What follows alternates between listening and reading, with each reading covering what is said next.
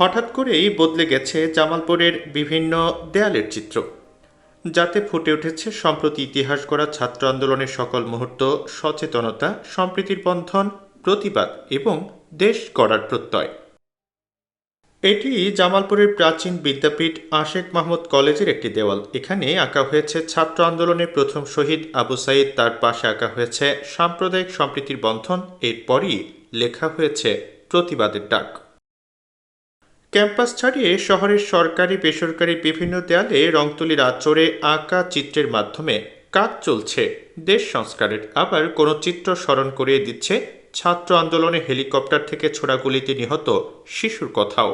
এখানে দেয়ালে দেয়ালে তাদের প্রতিবাদী ভাষণ লিখে আমরা আবারও প্রতিবাদ জানাচ্ছি এবং আমরা প্রমাণ করতে চাচ্ছি শিক্ষার্থীরা পায় না এমন কিছুই নেই। সবার সহযোগিতায় এটা করা হইতেছে, এটাতে আমরা প্রকাশ করতে চাইতেছি এই গ্রাফিতির মাধ্যমে যাতে দুর্নীতিমুক্ত, আগামীতে যাতে কোনো দুর্নীতি না হয়, দুর্নীতিমুক্ত বাংলাদেশ করতে পারি।